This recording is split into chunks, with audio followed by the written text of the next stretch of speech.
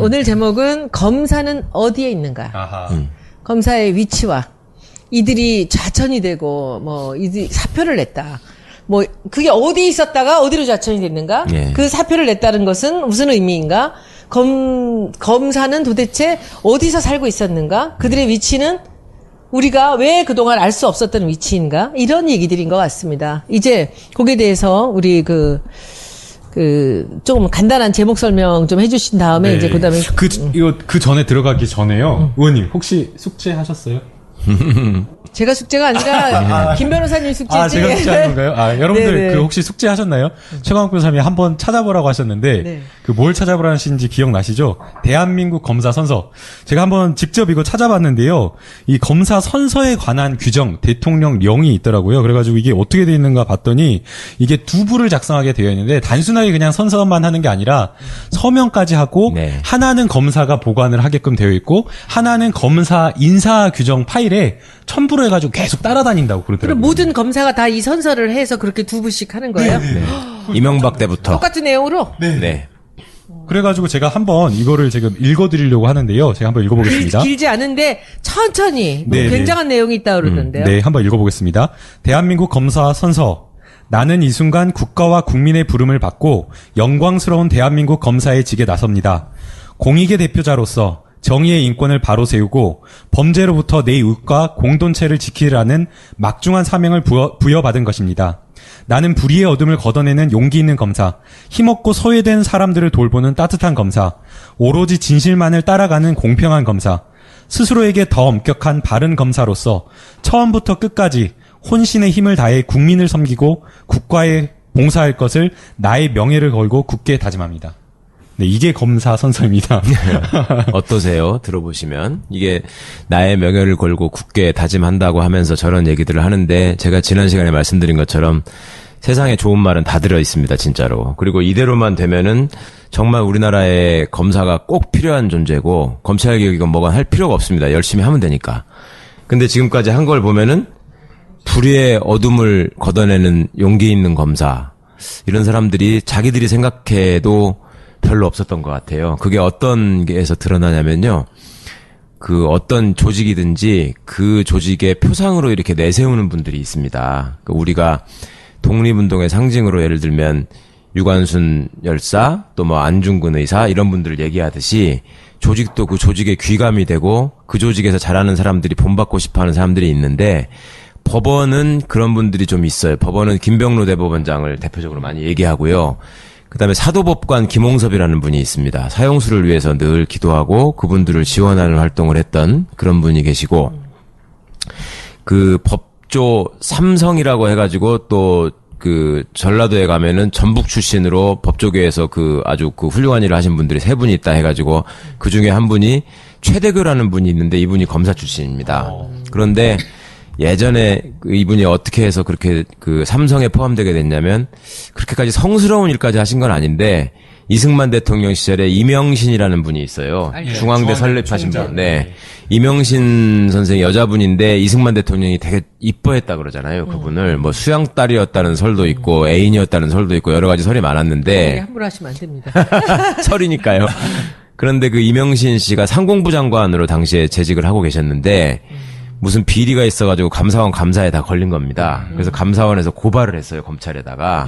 그러니까 당시에 이승만 대통령 그 독재라면은 둘째가라면 서러워할 이승만 대통령이 자기가 가장 아끼는 사람에 대한 수사를 진행하니까 하지 말라 그랬어요.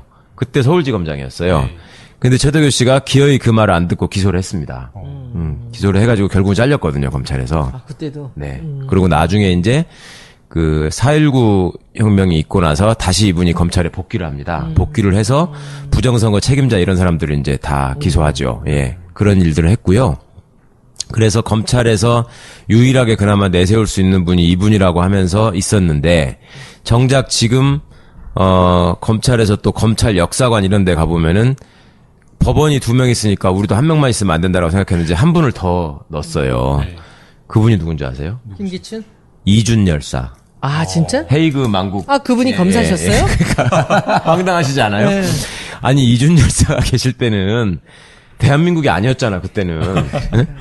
대한제국 검사였다는 거예요. 검찰의 주장에 의하면. 이것도 한번 찾아보십시오. 근데 이제 이준 열사가 검사로 잠깐 있었는데 그때 고종 황제가 총애하는 무슨 그 왕족인가 뭐 권신인가 누가 있었는데 그 사람을 처벌하지 말라 그랬는데 또 끝까지 가서 처벌을 했대요. 그래서 또 잘렸대요. 이준 열사도. 역사는 반복되고. 네. 이준 열사를 또 거기서 이제 갖다 넣어가지고 그래서 검찰이 표상으로 삼는 두 분을 기린다는 의미로 최대교 검사상, 이준 검사상을 제정을 합니다. 제정을 해가지고 그런 훌륭한 업적을 남긴 불의의 어둠을 걷어내는 용기 있는 검사들에게 상을 주겠다라고 대대적으로 발표를 했었어요. 네. 그 뒤로 그 상을 받았다는 사람을 본 적이 없어요. 그때 그거 얘기할 때만 해도 1년에 매번 뽑아가지고 시상할 것처럼 했었거든요. 근데 그 불의의 어둠을 걷어내는 용기 있는 검사의 대표적인 게 지금 권력자의 측근들을 권력자의 압력에 굴하지 않고 결국 처벌을 해서 정의를 세우고자 노력했던 사람이잖아요. 그렇죠. 그런 사람이 없는 거예요. 왜냐하면 그렇게 되면 다 날아가니까 네.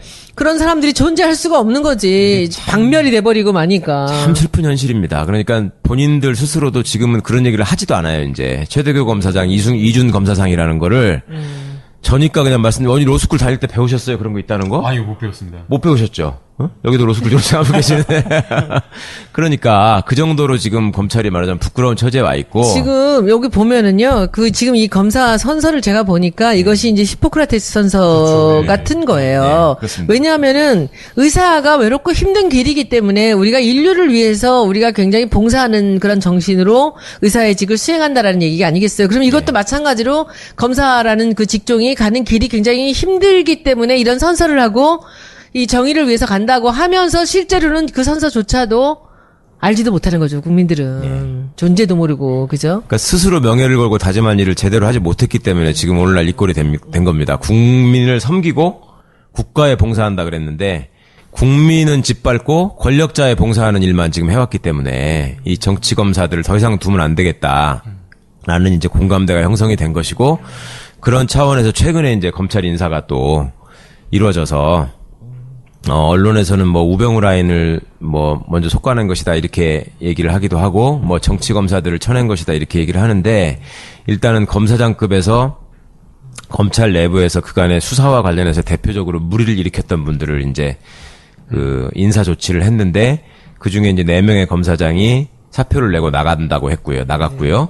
또 좌천된 한 사람의 검사는 내가 그 십상시 문건 사건 당시에 서울지검 3차장으로서 그 수사 책임자였는데 나는 잘못한 게 없다. 누구죠? 끝까지 한번 해보자.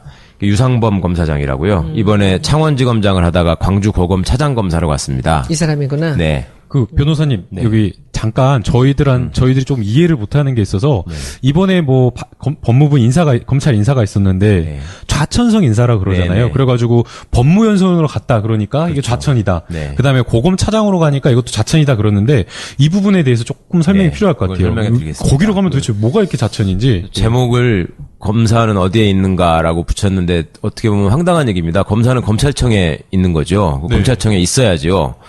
그런데 검찰청에 있지 않은 검사들이 많다라는 얘기를 이따가 좀 말씀을 저 드리기로 하고요. 우선 이분들은 어떤 경우냐면은 지금 검사장이라는 게 직책이기도 하고 직급이기도 하다고 말씀을 드렸는데요. 예. 직급으로 따지면 소위 검사 생활을 하다가 별을 달았다고 하는 게 이제 검사장으로 승진하는 것입니다. 그게 법적으로 검사장이라고 승진이 돼 있지는 않은데 내부적으로 이제 검사장이 사실상 승진하는 자리로 돼 있고 이 자리가 제일 많았을 때는 55개까지 갔다가 지금은 줄어들어서 이제 49개 뭐 이 정도 남아 있습니다. 검사장이? 네, 검사장이 아니네요.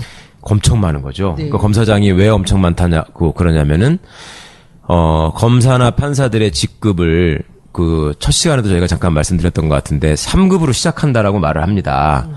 행정고시를 합격하면은 5급 사무관부터 시작을 하잖아요. 그래서 사무관, 4급 서기관, 3급 부의사관이 되면은 아주 중요 부서에 과장을 하거나 아니면 고위공무원단 교육을 마치고 나면 그때부터 국장을 합니다.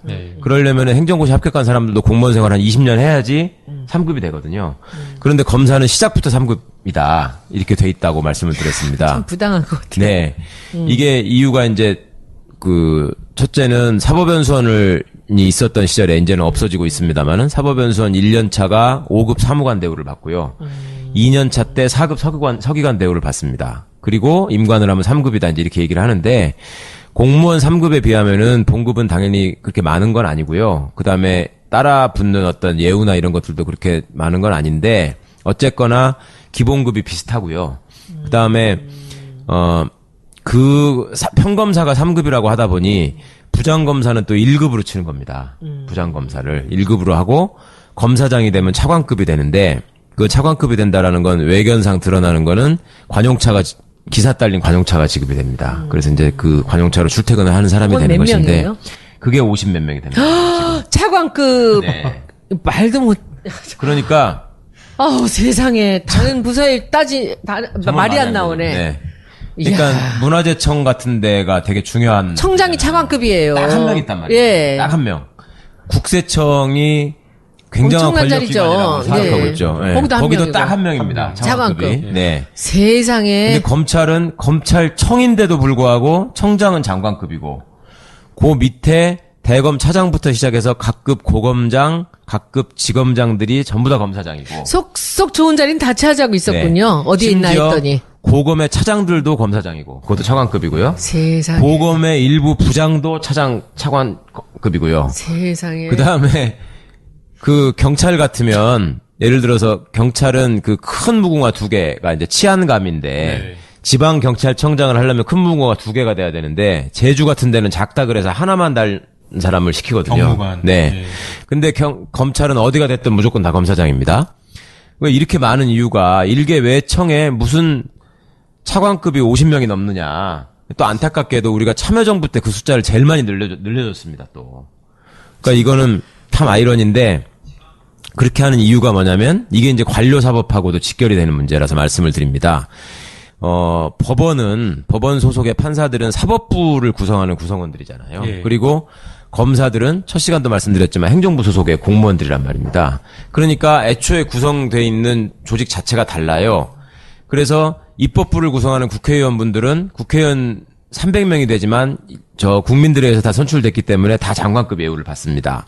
그런데 행정부로 가면은 장관들이 있고 장관이라는 이름이 붙어 있지 않지만 장관급 예우를 받는 분들이 또 많이 있습니다. 예. 그 장관급들이 이제 각 무슨 공정거래위원회 위원장 같은 분들도 있고 그다음에 뭐 어디 감사원 사무총장 같은 감사위원 같은 분들도 있고 뭐 그런 자리들이 있는데 지금 검찰청은 법무부 장관 밑에 있는 외청임에도 불구하고 그 외청 안에 있는 사람들이 다 차관급이다. 50명이 넘는다. 이것을 어떤 논리로 관철을 시켰냐면 우리가 똑같이 고시에 합격해서 사법연수원을 다니고 검사 판사로 임관을 합니다. 네. 그런데 판사로 가는 사람들은 거기서 이제 거기도 소위 기사가 지급되는 관용차가 나오는 직급 예. 이 고등법원 부장판사부터거든요.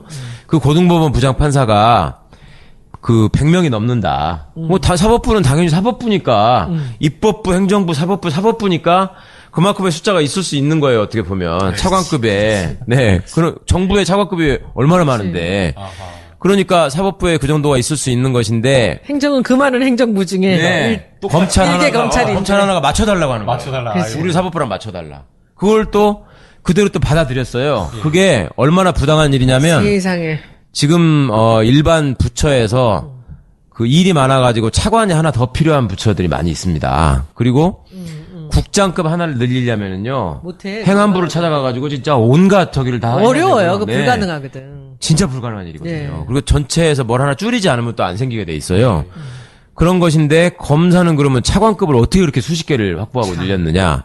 맨 첫 번째는 박철원 씨가 군사독재 시절에 전두환한테 육법당을 유지해서 우리가 나라를 지키려면 군인과 검사의 직급을 높여야 됩니다. 해가지고 그때 2칸을 올렸다고 말씀을 드렸죠. 예. 그래서 군인들이 택도 없이 지금 중령이 일반적으로 공무원들 일하는 걸로 치면은 중령을 사무관급으로 쳐야 되는데 대위가 사무급. 대위가 사무관급이죠.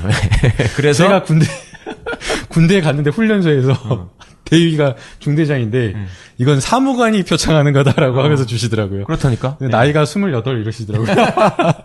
그래서 실제로 예전에 그 육군사관학교를 나와서 대위까지 단 사람들을 그대로 행정공무원으로 그 중간에 전역을 하면 10년 하고 나오면 행정공무원들 임용을 하면서 사무관을 시켰다고요. 그래서 그거를 6477학번들, 그러니까 저 박지만 씨 동기들까지 그게 있었는데요. 그거를 유신사무관이라고 공직사회에서는 통상 불렀습니다. 그 유신사무관들이 지금도 일부 남아있어요. 거의 다 이제 다 하고 나가셨는데, 차관, 차관부 이런 것까지 다 하고 나가셨는데, 어쨌거나 하여튼, 그렇게 지금 맞춰가지고 다 군인하고 검사의 직급을 높여놓고, 또 그걸 두 축으로 해서 그 정통성이 없는 권력을 지탱하는 힘으로 삼았다.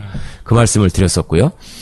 그 다음에 그렇게 또 하는 논리가 일부 타당하다고 사람들이 받아들였던 게, 아예 똑같이 사법고시 된 사람들 아니냐. 그러면 거기도 그렇게 하고 판사하고 검사를 똑같이 맞춰줘야 될 거 아니냐. 이런 왜 논리가 또 판사랑 있었고. 검사가 맞아야 돼요? 그러니까요. 그러니까 이게 또 재밌는 게 외국 연수를 가잖아요. 이제 보내주잖아요. 조금 있으면. 그러면 특히 미국을 가잖아요. 미국은 판사하고 검사가 정말 많이 차이 나거든요. 아, 그래요. 판사는 종신직이고 기본적으로. 그 다음에 40이 넘어야지만 아주 훌륭한 경력을 쌓은 사람 중에서 임명을 하고요. 그리고 판사는 다 단독 판사로서 자기 법정을 가지고 있는 정말 독립된 법원의 역할을 하고 있고, 검사는 우리나라 검사가 세계에서 제일 막강하다고 말씀을 드렸고, 영어로 검사가 프라시큐터잖아요. 프라시큐트가 기소한다는 뜻이고 동사고, 기소를 하는 사람, 재판하는 사람, 이게 프라시큐터거든요. 우리나라 검찰도 영어 명칭이 프라시큐터스 오피스입니다. 그러니까 프라시큐터라는 이름 자체로도 애초에 검사는 수사를 하면 안 되는 거예요. 근데 우리나라 검사는 그런 수사권을 막강하게 기형적으로 갖고 있다 보니, 미국에 유학을 가면 집을 얻고 뭐 이럴 때 한국에서 왔다, 연수 받으러 왔다, 여기 비지팅 스칼라다 이러면은 너 뭐 하던 사람이냐? 그럼 판사라고 그러면 거기 동네 사람들이 막 그러냐? 예. 너처럼 젊은 애가 어떻게 벌써 판사가 됐냐? 이렇게 하면서 되게 잘해주는데, 검사라 그러면 그래? 이렇게 하는 거예요. 그래서 검사들이 또 큰 불만이야. 그러면 그 변호사님, 네. 지금 우리나라 그 사법고시라든지 판사와 검사의 그 임용 체계가 좀 이상한 거 아니에요? 그렇죠. 그동안에 그러니까, 엊그제 우리 공 선생님께서 또 사법개혁 얘기하시면서 그 사법 관료가 돼 있다라는 말씀 아주 적절하게 해주셨는데, 과거에 우리나라 법조인 배출 시스템이 정확히 관료를 교육시켜서 배출시키는 시스템이었습니다. 그러니까 사법시험이라는 걸 과거제도로 놔두고, 예전에 과거제도라고 하는 것이 왕이 쓸 관리들을 선발하는 시험이었잖아요. 그래서 그 과거제도를 그대로 놔두고 그 사람들을 뽑은 다음에 이 사람들을 다 판사, 검사로 임용을 해가지고 공직에서 일을 하게 한 겁니다. 근데 그 전에 그 실무 공부를 시키기 위해서 사법연수원이라는 제도를 운용했고요. 그러니까 법조인들의 경력을 보시면 옛날 사법고시 몇 회, 변호사 시험 몇 회, 또 사법 시험 몇 회, 이런 기수들이 다 있고, 고등고시 사법과 몇 회, 이런 기수들이 있는 반면에 또 사법연수원 몇 회, 이런 게 있습니다. 사법연수원이 생기기 전에는 사법대학원이라 그래가지고 옛날 분들은 서울대학교 법과대학에 부설된 사법대학원을 다녔거든요. 그러니까 아이러니가 뭐였냐면, 예전에도 노무현 대통령처럼 대학을 안 다니시고 시험 붙은 분들이 간간히 계셨거든요.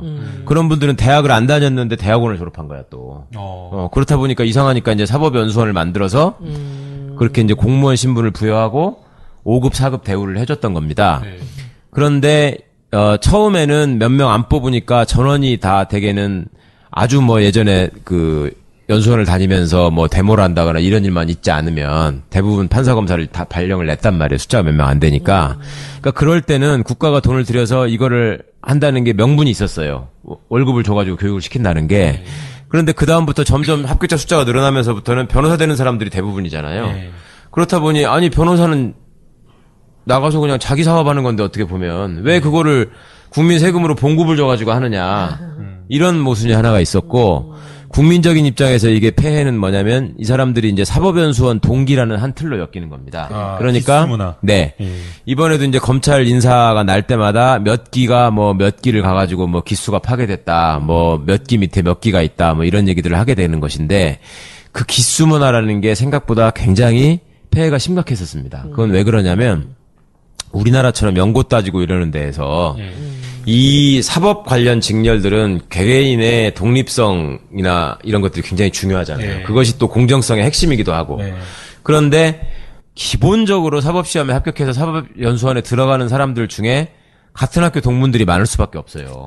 예전 같으면 서울대 법대 출신이 한 반 가까이 됐습니다. 그 다음에 법대 아닌 서울대 졸업생들까지 하면 한 3분의 2가 됐어요.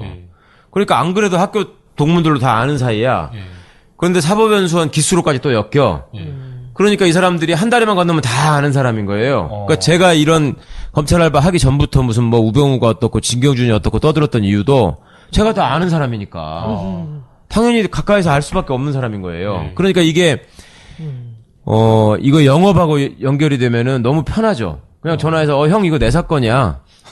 이렇게 할 수 있는 거예요, 말하자면. 이거를 법률적으로 주장을 해가지고 이러이러한 점이 문제가 있다. 아니면 수사를 하면서도 이러이러한 점은 모순 아니냐 이런 주장을 하는 게 아니라 형 나잖아 이렇게 하거나 아니면 예전에는 정치권하고 비슷하네. 있던 사람들이 나가서 변호사를 하잖아요. 예전에는 또 그럼 다 선배들이란 말이에요. 그러니까 선배들이 야 김영감 그거 내 사건이야 이렇게 하면 끝나는 거야 그냥. 그러니까 그런 게 있으니까 피고인들도 사실은 기수 찾고 연고 찾고 학벌 찾고 그랬던 거죠. 그러니까 이제 통하고. 정관예우라는 게 없어질 수가 없는 것이고 그게 굉장히 뿌리가 근데 깊었던 한편으로 보면 아까 설명에 쭉 말씀하셨지만은 이 같이 사법고시를 보고 네. 그리고 같이 연수원을 마친 판사와 검사이기 때문에 네. 거기서 판사와 검사가 다른 그런 그레이드로다가 처음부터 간다는 게 검사 입장에서는 억울할 수 있는 네, 거죠. 네, 네. 그러니까 같이 했으니까 같이 가자라고 해서 이 입법과 이 사법이 아니 행정과 사법이 같이 간 거죠 지금 사법부가. 아니 그게 이게 아이러니하게 판사가 먼저 높아져 있는 걸 검사한테 맞춘 게 아니라 네. 아까 말씀드린 것처럼 검찰이 군대하고 같이 이거를 높여줘야 되니까 해놓으니까. 검사를 높여놓고 판사를 맞췄다니까요. 그러니까요. 그러니까 그렇게 안 하고 그냥 5급이라고 하면 되는 거예요, 그냥. 고시 합격한 사람들 다 똑같이 그런데 5급이다. 그 변호사님 우리가 네. 지금 그 노무현 대통령 시절부터도 이 검찰 개혁에 대한 얘기가 많았잖아요. 네. 그리고 지금도 이제 조국 수석이 들어가서 검찰 개혁을 한다라고 하지만 이렇게 뼛속같이 이렇게 근본적인 문제가 개혁이 되겠습니까? 어떻게 보세요? 근데 그게 문제죠. 저는 그러니까 이거 되겠습니까, 네. 진짜? 한순간에 이게 없어질 문제가 그렇지요. 아니고 사실은 이런 시험 자체를 인식들을 바꿔야 되는 거 아니에요? 그래서 이제 사법시험 제도를 폐지하고 로스쿨을 만들고 참여정부 때 이제 사법개혁의 일환으로 그런 제도를 만든 겁니다. 그러니까 우리 국민 일반에서 쉽게 이제 어떻게 보면 감성적으로 호소되는 부분이 사법고시가 있어야지 미꾸라지가 용되는 거 아니냐. 그게 그런 소리고. 왜 노무현 대통령 같은 분이 나올 수 있는 통로를 막느냐. 로스쿨은 돈 많은 애들만 다니는 거 아니냐. 이런 주장들이 있고 상당 부분 호소력 있게 먹히고 있는데 사실은 그 제도의 근본을 따져보면 우리 사법이 가지고 있는 문제점들이 거기서 비롯됐다라는 점을 함께 포함해서 얘기를 해야지 공평한 것 같고요. 그 다음에 지금 현재의 고시 제도라고 사법시험 제도라고 하는 것이 저 때만 해도 그러지 않았는데 제가 한 10년 지나고 난 다음에 정말 놀랬던 것이 우리나라가 학원 다니고 과외 보내고 이런 시스템들이 정말 막강한 나라잖아요. 그렇죠. 예. 그렇다 보니까 정말 재밌는 일이 저희 때만 해도 고시 공부할 적에 고시 학원에 가서 강의 듣는 사람이 이렇게 많지 않았어요.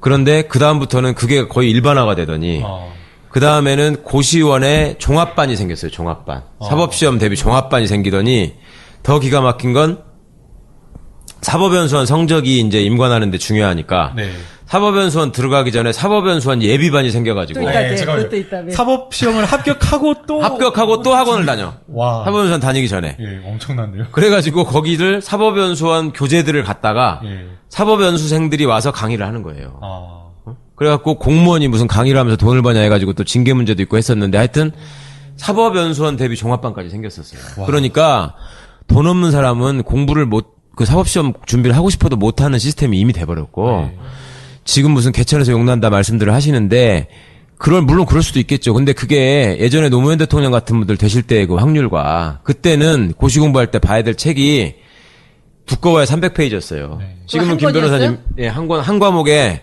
300페이지 정도를 뭐 한 10권 정도를 공부하면 되는 거였는데 지금은 보통 1000페이지 넘죠. 1800페이지입니다. 그러니까 2000페이지. 지금 이제 아마 지금 오래 공부하신 분들은 한 2000페이지 넘어갔을 거라고. 교과서를 그러니까 저희 때만 해도 제일 두꺼운 교과서가 채권 강론이 한 650페이지 됐거든요. 그거 3번씩 봤다고. 근데 지금은 아예 교과서를 못 보더만 요약돼 있는 주간식 문제집 같은 걸 보고 뭐 이렇게 하는데 어쨌거나 그런 책의 값 그다음에 고시 준비하는데 드는 돈 막 이런 것들을 생각하면 지금 로스쿨은 또 상당 부분 장학금들을 많이 줘가지고 한 40%가 장학생이에요. 그리고 소외계층 전형 농어촌 전형 무슨 탈북자 전형 이런 것들이 많이 있어요. 그러니까 지금 로스쿨 제도가 굉장히 어려운 사람들한테 불리한 제도라고 생각하시는 것도 그것도 속단입니다. 그러니까 예전 같으면 지금 탈북하신 분들이 여기서 사법시험 돼가지고 변호사들 될 수 있는 가능성이 있나요?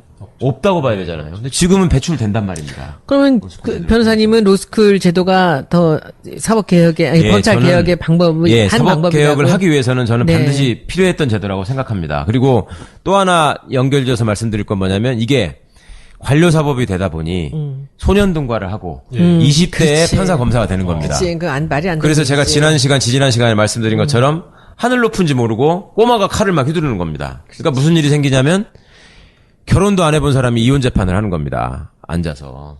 그러면서 아니 그 결혼할 적에 서로 사랑한다고 뭐 평생 사랑하겠다고 해놓고 둘이 서로 이게 뭐 하는 짓이냐고 혼내는 거예요. 20대 중후반에. 20대 후반에 판사가 결혼도 안 해본 게 앉아가지고. 그럼 이 대목에서 잠깐 쉬어가는 거. 네. 저기 김남국 변호사님, 그럼 네. 로스쿨 졸업하고 판사와 검사가 되는 그 조건은 어떤 겁니까? 네. 제가 이제 로스쿨 나왔으니까 좀 설명을 그 일기, 부분을 드릴 수 있어요. 로스쿨 일기. 로스쿨. 예, 저하고 손수호 변호사님, 조대진 변호사님 다 로스쿨 일기인데요. 이제 검사 같은 경우에는 그 로스쿨 다닌 동안에 검찰 실무라는 과목이 있어요. 그래서 이제 검사, 그 해당 지역에 이제 그 법무부에서 파견한 그 검사가 나와서 강의를 하고요. 그래서 이제 그 강의, 검찰 실무라는 그 과목과 그 다음에 로스쿨 내에서의 성적, 그리고 이제 로스쿨 졸업한 다음에 검찰 시험을, 필기 시험을 따로 봐가지고 검찰을 뽑게 되어 있고요. 그 다음에 이제 판사 같은 경우에는 바로 이제 로스쿨 졸업한 다음에 즉시명 되진 않고 이제 로스쿨에 또 법원 실무라 그래가지고 판례라든가 이런 실무 과목이 해당 부장 판사님이 나와서 하는 그 과목 이 있고 그 과목 점수 플러스 로스쿨 학점, 그 다음에 로스쿨을 졸업한 다음에 이제 필기 시험과 면접 시험을 또 따로 봐가지고 그 합격한 사람이 이제 로스쿨 로클럭이라는 이 법원에서 재판연구원이라고 하는 로클럭이라는 이 그 근무를 하게 되고요.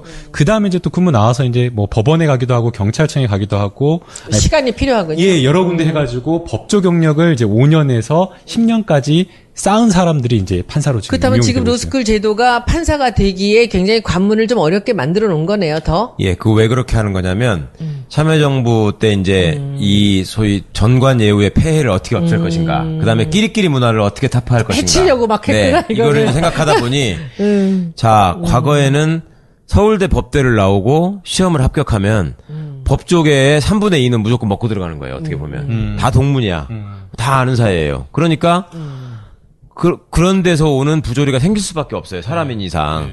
그런데 로스쿨 제도를 만들면 전체 2,000명의 로스쿨 입학생 중에 서울대 로스쿨은 180만밖에 없잖아요. 네. 네, 10분의 1도 안 되는 거죠.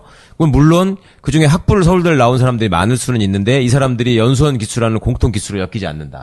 네, 그런 게 일단 큰 개혁 과제 중 하나의 의미가 있었고, 그 다음에 아까 말씀드리다만 것처럼 소년등과 해가지고 사회 경험도 없이 막강한 권한을 부여받아가지고 자기 혼자만의 세계에 갇혀가지고 그리고 주변에서 또 판사나 검사가 되면 슈퍼갑이 되기 때문에 이 사람한테 함부로 뭐를 잘못이라고 지적하는 사람이 많지가 않아요. 그 조직 안에서 젊은데도. 네, 조직 안에서 윗사람이 업무상으로 뭔가를 이렇게 얘기하면서 질책하는 경우는 있을 수 있지만, 보통 사람들이 재판받으러 가가지고 판사가 모욕적인 얘기를 한다고 그래서 법정에서, 아, 당신이 왜 나한테 그따위로 말하냐, 이렇게 얘기할 수 있나요? 판사한테 밉보일까봐 이렇게 못한단 못하죠. 말이에요. 네. 네. 변호사들도 심지어 그렇게 못하잖아. 그렇죠. 그러니까 그런 것들이 계속 쌓이다 보면 자기도 모르게 지가 최고인지 안단 말이죠.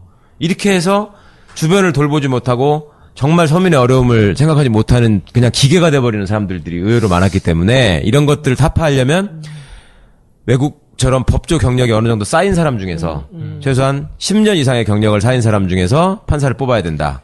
그다음에 검사도 3년 내지 5년의 경력이 있는 사람 중에서 뽑는 게 맞겠다. 이렇게 이제 제도를 만들었던 것인데, 판사가 조금 더 이제 경력이 더 필요합니다. 왜냐하면 판사가 최종적으로 판단을 하기 때문에. 그렇죠. 네. 그리고 또 하나는 그렇게 해서 한번 판사가 되면 이제 변호사를 하지 않고 미국처럼 평생 판사를 해서 전관 예우의 폐해가 없도록 하자. 일본만 하더라도 우리 제도랑 비슷하는데 판사하다가 나와서 변호사하는 경우가 없거든요. 근데 이제 우리나라 같은 경우는 판사 때는 월급이 많지 않다가 변호사가 되면 벼랑간 떼돈을 벌지 않습니까? 네네. 예전에 그런 그랬었죠. 것들도 네. 지금 이제 그 폐해도 없애자고 하는 거잖아요. 근데 제가 여러분들 보면은 그 경찰봐도 그랬고 지금 검찰알바도 보니까 뭐 하나 질문하면요, 이분들은 너무나 내공이 있고 준비가 돼 있는 분들이라 그냥 그냥 이 물 흐르듯이 쏟아져 나옵니다. 이 내용이. 그래서 여러분들이 더 좋아하시는 것 같고 그런데 이제 이 우리 김남국 변호사님 같이 이제 껴들 틈이 없어요. 그러니까요. 제가 지금 사실은 제가 지금 걱정하고 있었던 게 준비할 게 너무 뭐냐면 많은데 김남국 시간이- 춤이라도 쳐라 또 그럴까봐. 아니요, 그게 아니라 제가 이제 최강욱 변호사한테 묻고 싶은 게 너무 많아가지고 네. 준비해온 게 되게 많아요. 그래가지고 시간이 지금 얼마 안 남았는데 지금 최강욱 변호사님이 진짜 막 그냥 파도처럼 쏟아내시는 좋아. 거예요. 잠깐만 여기서 요거 하나는 우리 짚고 넘어가야 될 것 같아요. 네네. 지금 사법고시 존치 때문에 또 네. 이제 투쟁하시는 분들 많지 않습니까? 네네. 여기서 짧게 사법고시 존치와 로스쿨 답을 내실 필요는 없습니다. 네. 사법고시 존치에 대한 주장을 하시는 분들의 입장에서 좀 한마디 해주시고 나서는 네. 오늘 이 전체적인 그 내용들을 이끌어가는 그 질문에 대한 것들을 이제 김남국 변호사님이 해주십시오. 그러니까 변호사가 되는 길을 로스쿨 하나로만 한정할 필요는 없지 않느냐라는 주장이 이제 대표적인 주장이신 것 같아요. 그리고 로스쿨 다닐 수 있는 여건이 되지 않는 사람들에게도 문을 열어야 될 거 아니냐. 이제 그런 말씀이 상당히 타당한 면이 있고 과거에는 특히 또 옳았단 말씀입니다. 그런데 지금은 이미 이제 변호사 초임이 판사나 검사의 초봉보다 높지 않습니다. 그렇게 됐고 그다음에 변호사로 하는 일이 과거 옛날처럼 어떤 법률만 공부해가지고 그걸로 그냥 평생 먹고 사는 이런 시대도 지나갔습니다. 그러니까 각자의 분야에서 열심히 공부한 전공을 바탕으로 해서 국민들에게 전문적인 법률 서비스를 제공하는 직업으로 이제 변호사가 바뀌었고 그 변호사들 중에서 이제 검사와 판사를 임용하는 제도로 바뀌었기 때문에 만약에 사법시험이 그대로 유지가 된다면 기존의 로스쿨 교육 체계라는 것들이 어떻게 보면 형해화될 수 있는 의미 없는 일이 될 수 있고요. 그리고 그런 제도를 설계하기 위해서 생각했던 여러 가지 또 장점들이 묻혀버릴 수 있는 그 우려가 있고, 그러니까 위험이 있고, 그러니까 사람들이 어떤 제도를 택할 때는 항상 장단점이 있게 마련입니다. 그러면 어느 게 더 장점이 많으냐를 생각해야 될 텐데, 일단 사법시험을 일부만 존치해가지고 일부만 뽑는다 했을 때, 그 시험의 합격 확률이 여전히 더 높지 않을 것이고, 그 다음에 그렇게 뽑히신 분들과 로스쿨을 통해서 배출된 분들과의 어떤 그 입직 경로나 교육의 형평성 문제나 이런 것들이 또 여전히 남을 것이고 네. 문제들이 그러니까 이게 국가에서 어떤 직역의 무슨 그 전문가들을 배출하는 통로가 항상 단일해야 되는 것이지 그러니까 의대를 나온 사람들만 하지 말고 독학을 해가지고 의사고시를 보게 만들자. 그렇게 해서 실무수습 해가지고 의사 자격증 주면 되지 않느냐. 이런 말씀을 한번 생각해 보시면 왜 굳이 이렇게 얘기하는지를 아실 수 있을 것 같아요. 그러니까 예전처럼 그렇게 적은 숫자를 뽑는 것도 아니고 로스쿨이라고 하는 것이 오히려 문호를 더 개방하고 있기 때문에 그런 점은 좀 함께 고려해 주셨으면 좋겠다는 말씀 드리겠습니다. 이제 드디어 시작입니다. 우리가 한 시간 반을 하니까 여러분들 너무 좀 길다 그러셔갖고 이제 1시간에서 1시간 10분으로 이제 자르기로 했는데 그러다 보니까 이제 30분밖에 남지가 않았습니다. 벌써 빨리 본론으로 들어가겠습니다. 네네. 이제부터 김남국 변호사님과 최강욱 변호사님 두 분의 얘기로 해서 우리 김성희 보좌관님 두 분으로 고정시켜 주시고. 최강욱 변호사님 모셨기 때문에 저희가 이거는 꼭 짚어봐야 될 것 같아요. 사실 지난주에 이제 법무부에서 검찰 인사를 했는데 네. 대검찰청에서 돈봉투 사건과 관련된 감찰 결과를 발표한 바로 다음 날 아주 즉각적이고 대대적인 인사를 했는데 이 법무부에서 한 이 인사의 의미가 어떤 것인지 네. 사실 그리고 지금 법무부 장관이라든가 검찰총장이 없으니까 이 청와대의 어떤 뜻이라고 볼 수밖에 없는데 청와대는 어떤 뜻을 가지고 이 인사를 한 것인지 네. 그 부분에 대한 좀 궁금증을 우선- 풀어주시면 좋을 것 같습니다. 우선 오해하시면 안 될 것이 검사장들에 대한 인사는 청와대가 분명히 권한이 있습니다. 하는 겁니다. 차관급이니까. 그리고 당시에 그 검사장들의 인사를 했던 이유가 처음에 분명히 어떤 잘못이 전제가 돼서 했던 것이고 이런 사람들을 수사를 지휘하는 위치에 놓으면 안 된다라는 것들이 있었고요. 그 부분에 대한 그 주권자들의 어떤 네네. 그 바램이나 공감이 또 충분히 있었던 인사였고요. 그때 당시에 이제 기억하셔야 될 것이 윤석열 검사가 국정원 댓글 사건 수사에 수뇌부의 지시를 따르지 않았다는 이유로 네. 좌천돼가지고 한직을 돌았었다. 이렇게 말들을 했었습니다. 그래서 고검 검사를 전전했다. 이렇게 기사가 나왔었거든요. 고검 검사. 고검 예. 검사를 전전했다. 그 다음에 이영렬 서울중앙지검장을 부산 고검 차장검사로 발령을 내고 예. 그랬었죠. 예. 그 다음에 안태근 검찰국장을 대구지검 차장검사로 발령을 낸 게 아마 시작이었을 겁니다. 두 분이 바뀌었는지 제가 그건 정확하지 않는데 하여튼 고검의 차장검사로 발령을 내니까 좌천이라 그랬거든요. 그리고 이번에도 이제 검사장급들을 법무연수원 연구위원으로 보내고 그다음에 고검의 차장으로 보내고 이렇게 하니까 또 좌천이라고 얘기를 했거든요.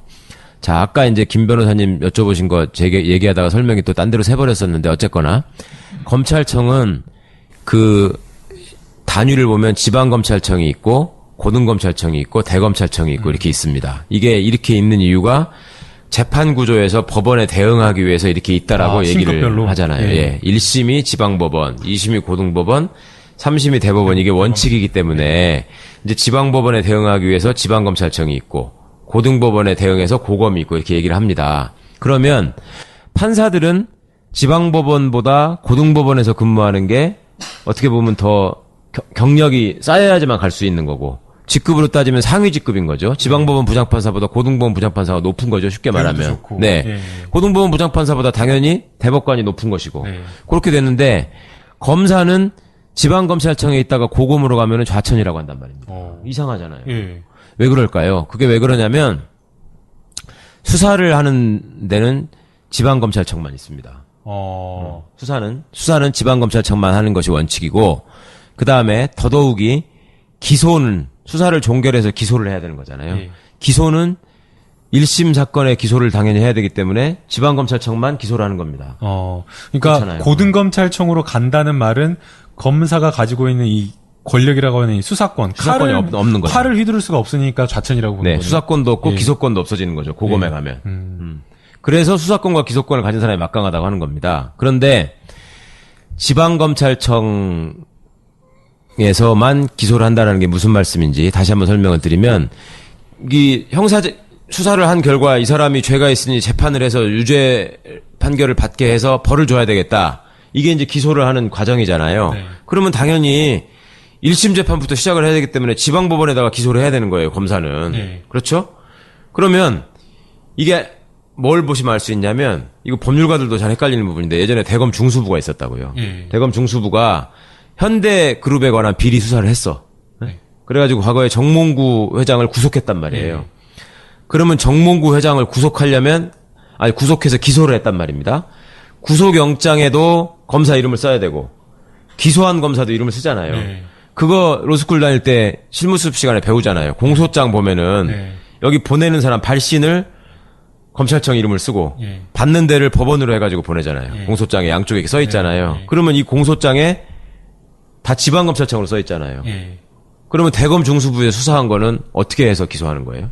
대검 중수부, 검사, 윤석열 이렇게 하고 이쪽은 서울중앙지방법원, 귀중 이렇게 해서 기소를 하나요? 공소장? 아니 그러지 못할 것 같은데요. 그죠? 예. 그러면 안 되겠죠. 예, 예. 예. 그러니까 대검 중수부를 없앴어야 되는 겁니다. 그러니까 대검 중수부는 수사를 하지만 기소를 할 수 없는 기관이에요, 원칙적으로. 기소를 할 수 없으면 수사도 하면 안 되는 거예요.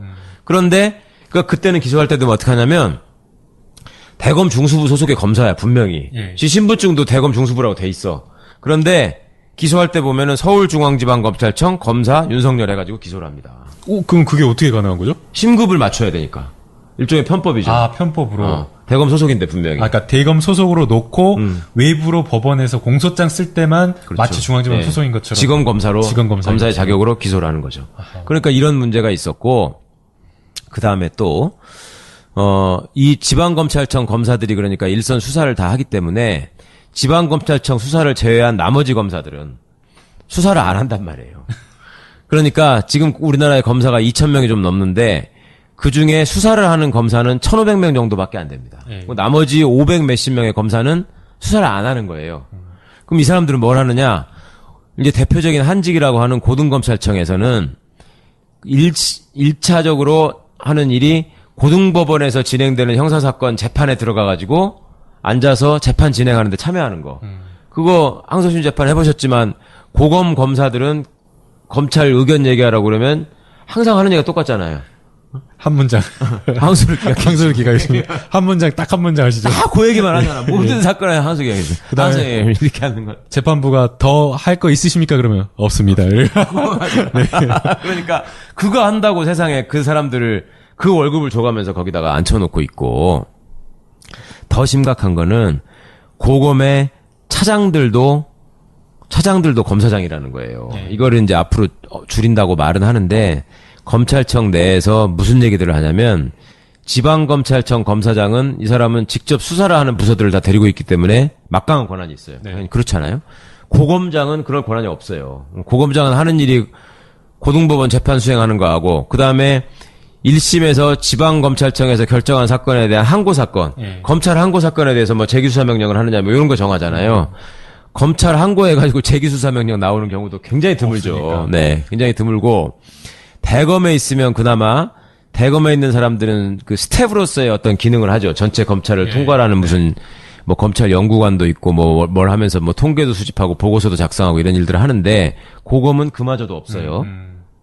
그러니까 고검 검사들이 할 일이 없는데 그 고검 검사들을 통솔 하는 고검장은 무슨 할 일이 있을 것이며 그것도 고검장도 아닌 고검 차장은 또 무슨 할 일이 있겠습니까? 그러니까 예전부터 검찰에서 내려오는 우스갯소리 중에 뭐가 있냐면 고검장이 되면 할 일이 없어가지고 날마다 하는 일이 오전에 손톱을 깎고 오후에 발톱을 깎고 이런 일을 한다. 그런데 그것도 하루 만에 다 깎아서 할 일이 없으니까 나눠서 깎은. 그것도 좀 지나면 하루 오전에 왼손 손톱만 깎고 다음날 그날 오후에 왼손 발톱만 깎고 이렇게 하면서 또 시간을 더 느린다.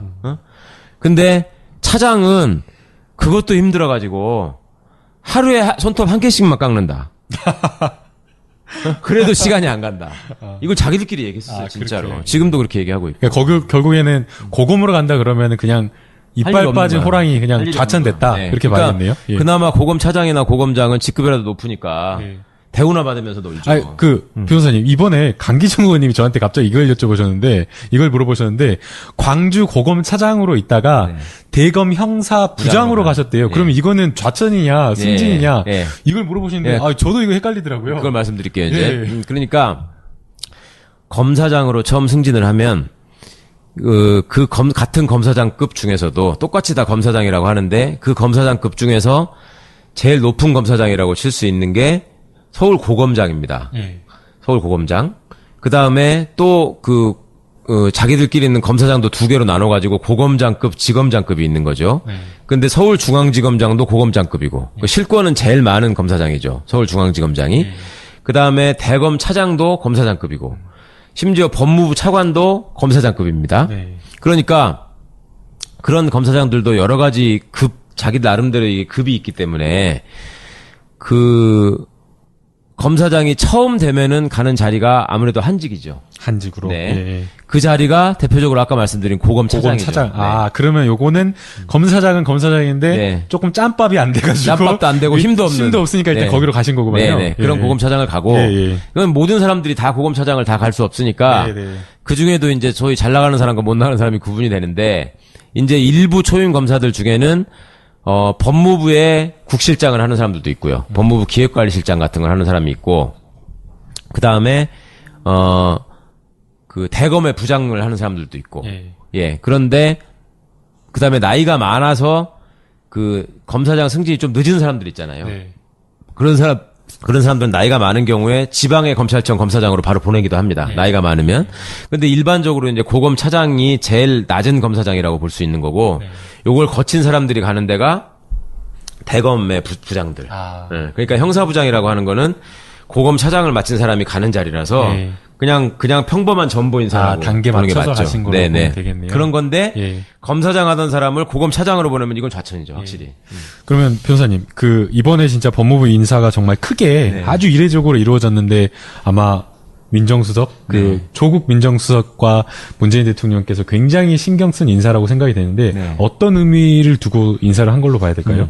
이번에 문제가 되셨던 분들은 다들 언론에 회자된 아주 중요한 사건에 책임을 맡으셨던 분들이에요. 이제 고검장 한 분, 윤곽금 고검장이 있었는데, 그분이 처음에 우병우 사건이 터졌을 때, 특별수사팀장을 맡았죠. 그래가지고, 우병우 주변을 둘러싼 여러 가지 비리들, 그러니까 아들이 코너링을 잘해가지고, 운전사로 뽑혔다는 거, 그 다음에 처갓집이 뭐가 어떻고 했다는 거, 그 다음에 본인이 이제, 잘못했던 점들 이런 것들에 대한 수사팀장을 맡아가지고 아무것도 안 했잖아요. 정말 격렬하게 아무것도 안 하고 특검에 넘어간 자료도 팔짱 낀 황제 수사. 없고. 황제 수사 그거 담당하셨던 사진 분. 하나만 남고 우병우 씨하고 연수원 동기면서 이제 이분이 그 그 팀장을 맡을 때부터 굉장히 우려를 하니까 딱 했던 말이 나도 검사다.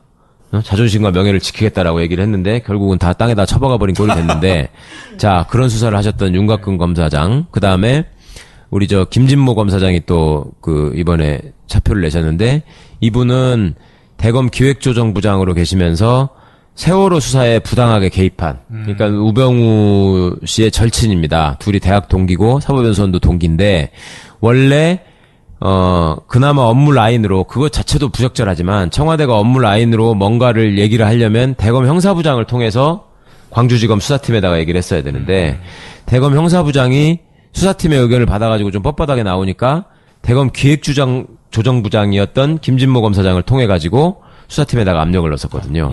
근데 이분은 또 그 검사장이 되기 직전까지 청와대 민정비서관을 했단 말입니다. 이명박 정권 시절에. 그래서 김진모 검사장은 그 민정비서관을 하면서 민간인 사찰 사건의 그 증거들을 인멸하는데, 그때 뭐 디가우징 얘기도 나오고 왜 공무원 시켜가지고 하드디스크를 다 뭐 어떻게 갈아버렸다는 이런 얘기 나올 때 그때 이제 연루됐던 그 청와대 민정비서관이었고, 하여튼 윤곽근 검사장, 김진모 검사장이 둘이 다 이제 그런 어떤 정치적인 사건 수사에 관여해가지고 제대로 하지 않고 덮었다라는 그 의혹들을 많이 받았던 검사장들이었고, 또 한 분이 이제 정점식 검사장이 있는데 이분은 이제 공안입니다. 공안통인데 대검 공안부장이었는데, 정점식 씨는 그 통합진보당 해산 사건의 이제 뭐 주역이기도 하거니와 대검 공안부장으로 있으면 전국의 선거사범들 수사를 총괄하거든요. 그러니까 이번에 총선이 있고 나서 선거사범 수사를 마치고 굉장히 편파적으로 기소를 했다. 아, 친박만 다 빼줬다. 네, 다 빼주고 정말 대표적으로 김진태 씨를 기소를 안 해가지고 법원이 그걸 재판에 회부해라라고 하는 재정 신청을 받아들였고, 그거를 이제 재판이 그 국민참여재판으로 이루어졌는데 검사들이 가서 거기서 무죄를 구형하고, 그래서 저희가 지난번에 이제 이런 제도가 잘못돼 있다라는 말씀을 드렸던 것인데, 그거를 한 대표적인 사람입니다. 그리고 황교안 전 총리가 총회했던 아주 공안의 핵심 라인이고요. 그 정점식 씨가 이번에 이제 인사 대상이 됐고, 그 다음에 또 한 분이 이제 전현준 검사장인데, 전현준 검사장이라는 분은 지금 이제 그 네 분 중에 그 세 분은, 김진모, 전현준, 정점식 세 분은 다 우병우랑 같은 84학번. 같은 동기네요. 84학번 동기들이고, 그 다음에 김진모, 윤곽근 두 분이 연수원 동기들이고, 그런 사람들이고, 전현준 검사장은 대표적으로 유명했던 게 피디수첩 사건. 피디수첩 사건과 관련해서 뭐 광우병 관련 취재를 해서 피디수첩이 보도를 하니까 그걸 가지고 이제 뭐가 틀렸다 어쩌고 하면서 이제 뭐 기소를 한 해 만에 하던 상황에서 당시 담당 부장검사였던 임수빈 부장검사는 이거는 검사의 양심에 비춰서 또 법리에 비춰서 도저히 이거는 수사를 할 수 없는 일이고 해서도 안 된다. 임수빈 부장검사 같은 경우에는 개인적으로 이분이 영국에서 그 연수를 했어요. 해외 유학을 했어요. 그 영국에 있을 때 영국이 광우병이 제일 심각한 나라 중에 하나였잖아요. 아, 그랬죠. 그걸 본 거야. 예. 그리고 영국의 공영방송이 그 문제를 어떻게 다뤘는지를 현장에서 보고 온 분이에요. 그런데 와서 보니까 MBC가 한 거는 과거 BBC가 한 거에 10분의 1도 안 된 거였는데 그걸 가지고 수사를 하고 기소를 하라고 하니까 도저히 이건 말이 안 된다. 이랬는데 임수빈 부장검사를 한테서 그 사건을 뺏어버리고 결국 임수빈 부장검사는 쫓아내고 그다음에 그 사건을 맡아가지고 제가 하겠습니다 해가지고 맡아서 했던 사람이 당시에 전현준 부장검사였습니다. 아하. 그리고 그런 사건이 있을 때는 이제 서울중앙지검의 수사팀하고 대검의 수사팀들이 모여가지고 서로 회의를 하거든요. 이게 이제 무죄가 나거나 이렇게 되면 검찰의 망신이 되기 때문에 나름대로 이제 그 레드팀이라고 하나요? 그걸 운용해가지고 이제 맞냐 안 맞냐 이런 토의를 하는데 그 자리에서도 궤변에 가까운 논리로 일관을 해가지고 후일담으로 그 자리에 참석했던 검사들이 야, 어떻게 검사가 저런 얘기를 할 수 있냐. 저 정도까지 이거 너무했다. 네, 네. 그러니까 이명박 박근혜 정부 시절을 거치면서 정말 어이없는 기막힌 사건들이 많았는데 그런 사건들의 주역이었던 검사들 중에 최소한만을 지금 그러니까 국민들이 보시기에도 너무나 심했던 사람들 이런 사람들은 최소한 먼저 정리를 하고 해야지 검찰 개혁이라는 것이 의미가 있어진다라는 거를 보여준 것입니다. 그런데도 반발하잖아요, 자기들은. 그러니까 일반적으로 검사의 어떤 명예나 이런 것들을 지켜준다고 한다면 사실은 그냥 전보 조치하고 조금 조용히 뒤로 이렇게 네. 알아서 벗어라라는 그런 말을 해주면 되는데 그렇게 하지 않고 전보하면서 법무부에서 과거에 잘못된 사람들을 수사주의 선상에서 배제하겠다라는 그 성명까지 냈다라고 하는 거는 변호사님께서 이제 아까 말씀하신 대로 요런 사건들 명백하게 잘못됐다라고 지금 보고 있는 거네요. 그러니까 검찰 내부에서 일부 반발이 있을 것처럼 얘기하지만 큰 불만이 없잖아요. 그러니까 자기들이 보기에도 이건 너무한 사람들이었어요. 쟤들도 알아. 그러니까 그냥 마음속으로 아유 그래도 정기 인사 시즌에 자연스럽게 좌천시키거나 아웃시키지 않을까라고 기대를 했던 것 같아요. 근데 그런 시행착오를 이미 참여정부에서 한번 했었거든요. 그렇죠. 그러니까 그렇게 하니까 강금실 장관 시절에 그렇게 해서 이제 대충 이렇게 해서 해주니까 바로 막 무슨 전산망에다가 내부망에다가 이만큼씩 글을 써가지고 무슨 정권의 탄압을 받아가지고 자기가 관두는 것처럼 그렇게 얘기하고 바로 저 TK 지역 이런 데 찾아가가지고 총선에 출마해서 당선돼서 돌아오고 그러니까 이거를 국민들이 보시기에도 이제는 검찰의 어떤 실상이나 그동안에 검찰이 잘못했던 사건들을 많이 알고 계시니까 이제는 그런 것들을 드러낼 수 있는 단계가 온 거죠. 우리가 이제 알고 있으면은 그렇게 네. 못하는 거죠. 소포 떴어요. 네. 어떤 소품? 안경환 장관 후보 사퇴. 그러셨어요. 네. 아유. 근데 거기 밑에 또 다음번 속보로 조국도 같이 물러나라. 아, 진짜 미치겠어. 물러나라. 그러니까 야당들이 네. 책임지고 물러나라, 뭐 인사를 이따위로 하느냐라고 하는데 어떻게 생각하세요? 한 말씀. 두 분 다 제가 아주 그 가깝게 지내던. 아, 진짜요? 네, 예. 안 장관 후보도? 안경환 교수님은 저 2학년 때 지도 교수님이었고요, 심지어. 네.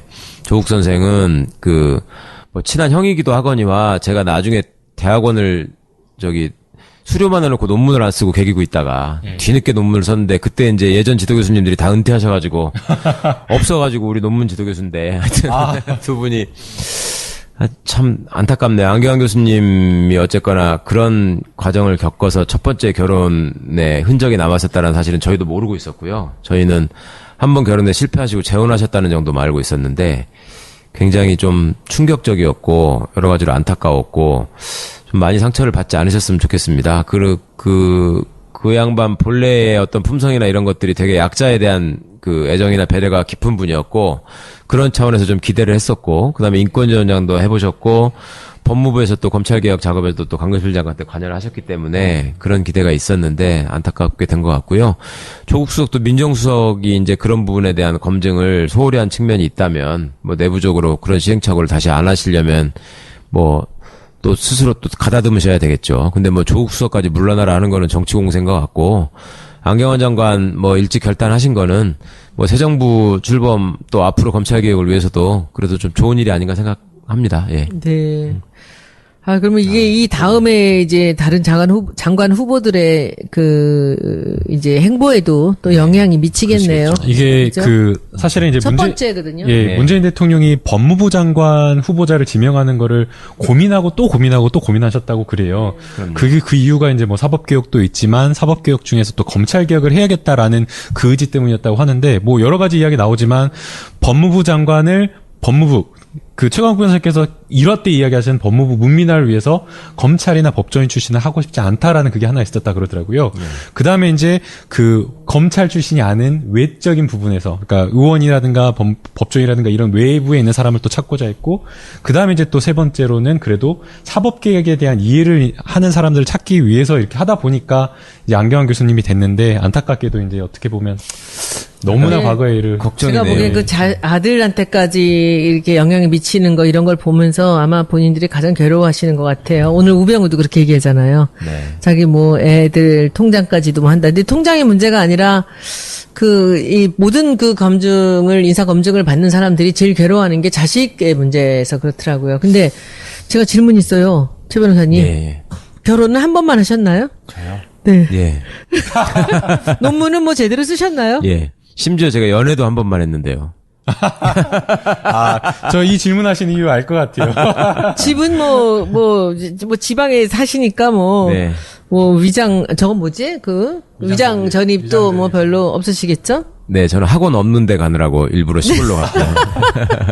하여튼 너무 좀 가슴이 아프네요. 첫 번째로 이렇게 그 낙마를 하시니까 이건 뭐 저기도 못 갔잖아요. 검증도 그렇죠. 못 받은 네, 상태로 청문회도 못 이 받았으니까. 언론에서 그냥 완전히 마녀 사냥이 되니까 물론 뭐 본인한테 문제가 없다라고 네. 얘기를 할 수는 없죠. 그리고 그 여론은요 항상 그 여자 문제나 이성 문제에 굉장히 민감합니다. 네. 특히 우리 당의 여성 의원들 사이에서도 너무 많은 얘기들이 좀 있었습니다. 그러니까 저쪽에서 뭐 왜 민주당 여성 의원들은 뭐 왜 아무 얘기도 안 하느냐라고 하지만 이제 안에서 내부에서 많은 얘기가 있었는데 우리는 지금 같은 상황에서는 지켜봐야 되는 거죠. 대통령이 워낙 잘하고 계시니까 지켜보는 중이었는데 하여튼 지금 이런 소식 들으니까 참 안타깝네요. 그리고 웬 뭐 뜬금없이 조국 수석한테 저렇게 하는지 항상 그렇습니다. 지난번에 뭐 표창원 의원 그 그리는 그 전 시장을 대여했을 때도 그 지금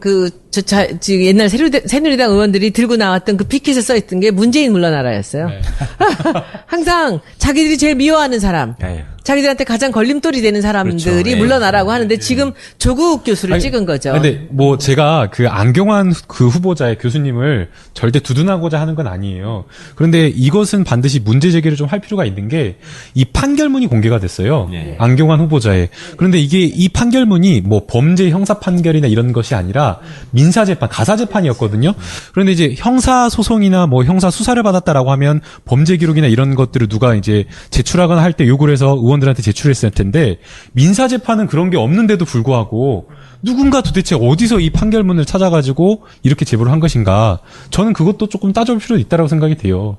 왜냐하면 안경환 그 후보가 돼서 가장 하려고 했던 게 결국에는 검찰 개혁이고 개혁을 하겠다라고 했는데 결국에는 이걸 막기 위해서 했거나 원했거나 아니면은 문재인 대통령, 문재인 정부가 이게 지금 출범하려고 하는 거를 뭔가 조금 또 방해하려고 하는 그런 의도가 내야 있는데 되니까. 그러니까 그런 게 아닌가라는 또 생각이 들어요. 그래서 조금 더더욱 안타깝습니다. 이 대목에서는 이제 우리 김 변호사님이 잘 모르셔서 그러는데 우리 정치권에 그 경험이 있으신 우리 그 김성애 보장 한번 얘기를 해보세요. 이 감투가- 흠결이 없을 거다라고 생각했던 그런 후보들이란 이 세상에 없다면서요? 그렇죠. 한번 얘기를 잠깐 해보세요. 이 검증에서는 모른대요.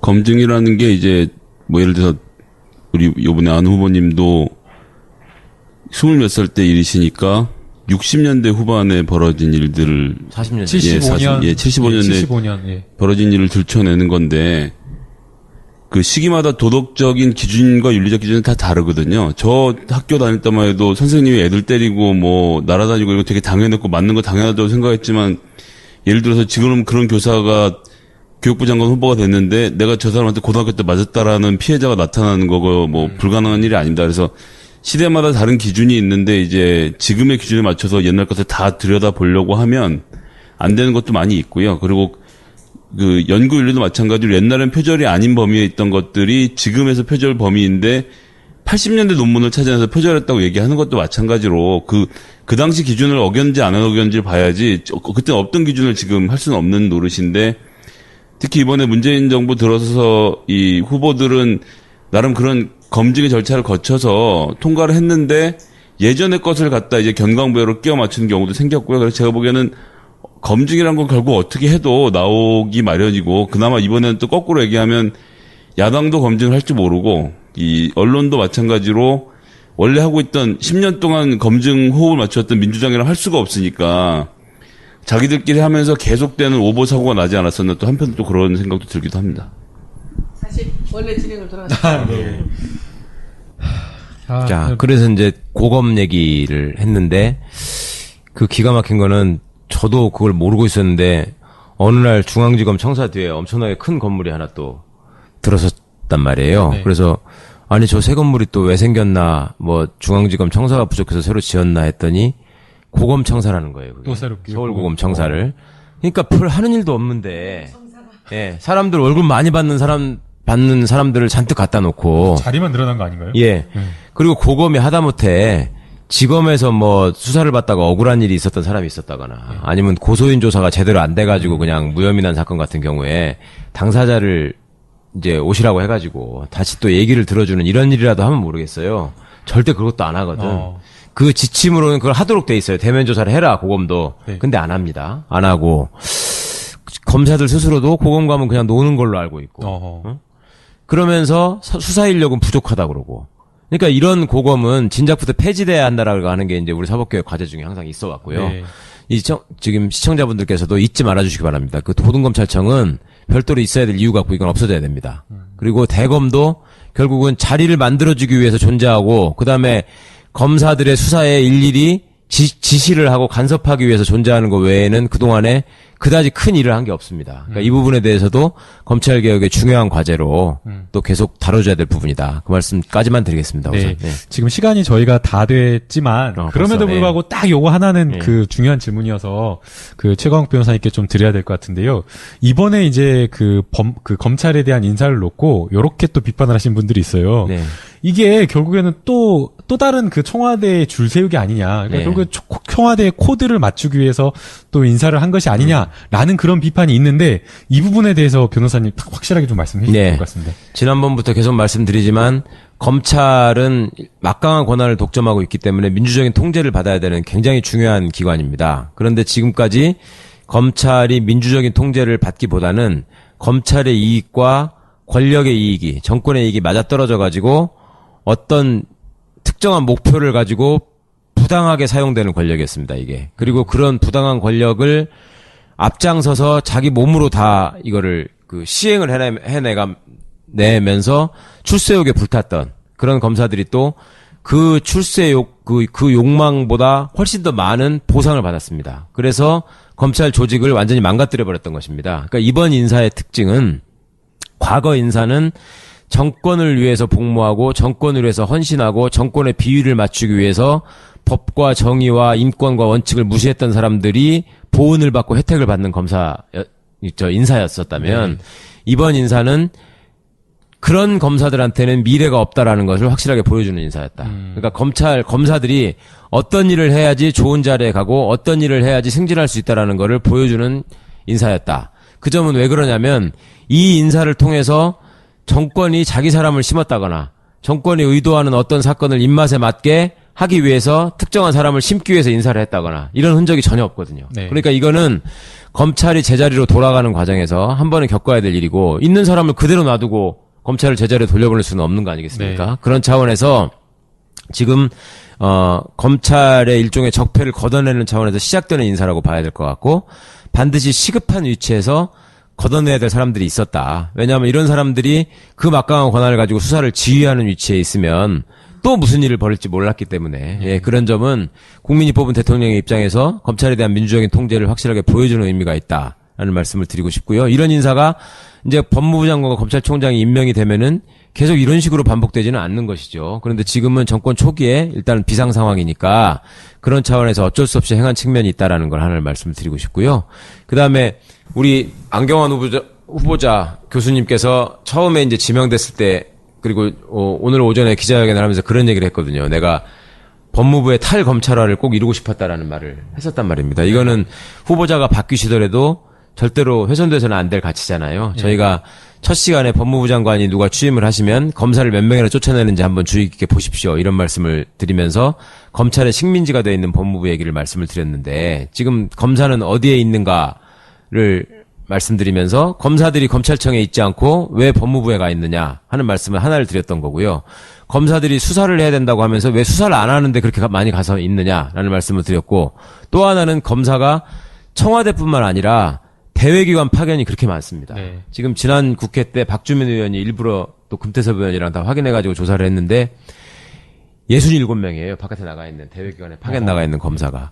근데 나가 있는 데가 무슨 지방자치단체도 있고요. 금융 관련 기관들도 있고요. 외교부 같은 데도 가 있고요. 감사원도 가 있고요. 외국 대사관 같은 데도 가 있고요. 엄청나게 많아요. 그러니까 맨날 일이 많아서 뭐 죽겠다 그러고 검사 늘려달라 그러고 뭐 수사 인력이 부족하고 뭐 수사비가 부족해서 그 특별활동비 썼다는 거잖아요. 특수활동비. 그래 놓고서 정작 그런 데다 다 나가 있고 그걸 또 받는 사람들은 왜 받겠어요. 뭔가 기대를 하고 그렇죠. 이야기를 들어보니까요.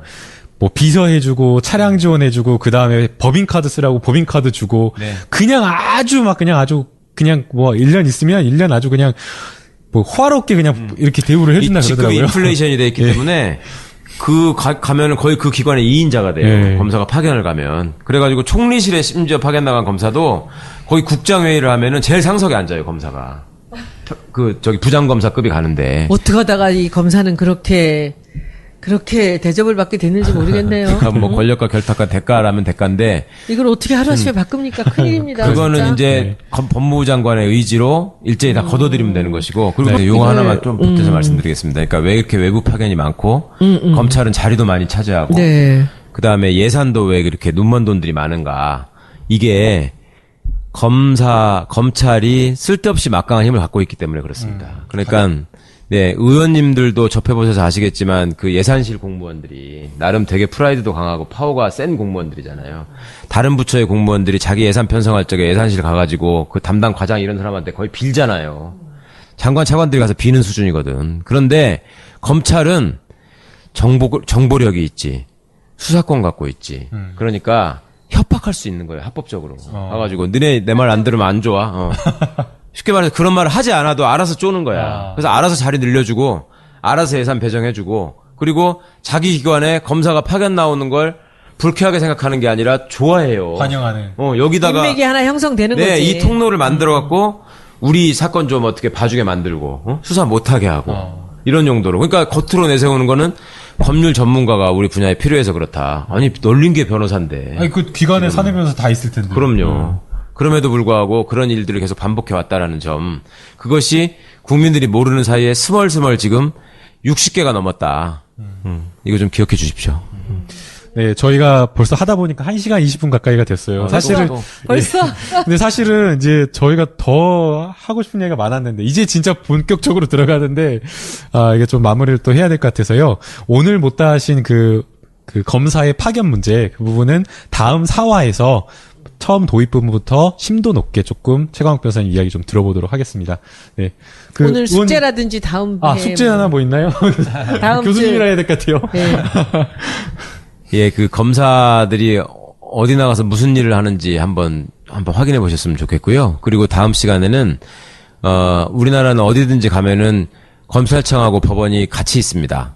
한 군데 같이 있는데 그게 다른 나라도 그런지 왜 우리나라는 검찰청하고 법원이 그렇게 같이 다니는 것인지, 그 다음에 그 같이 있는 데서 생기는 어떤 문제가 있는지, 이런 문제로 좀 시작해 보겠습니다. 예. 그 중간에 전역을 하면, 10년 하고 나오면, 행정공무원도 임용을 하면서 사무관을 시켰다고요. 그래서 그거를 6477학번들, 그러니까 저 박지만 씨 동기들까지 그게 있었는데요. 네. 그거를 유신사무관이라고 공직사회에서는 통상 불렀습니다. 그 유신사무관들이 지금도 일부 남아있어요. 거의 다 이제 다 하고 나가셨는데, 차관부 이런 것까지 다 하고 나가셨는데, 어쨌거나 하여튼, 그렇게 지금 맞춰가지고 다 군인하고 검사의 직급을 높여놓고, 또 그걸 두 축으로 해서 그 정통성이 없는 권력을 지탱하는 힘으로 삼았다.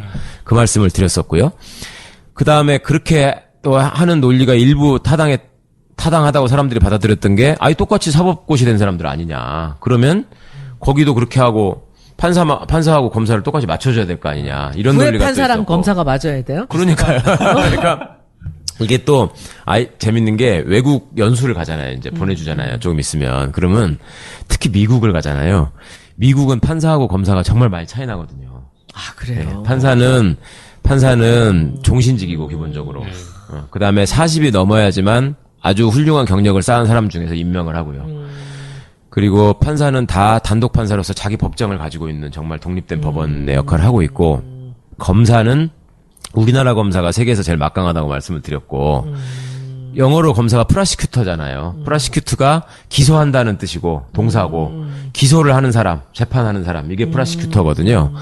우리나라 검찰도 영어 명칭이 프라시큐터스 오피스입니다.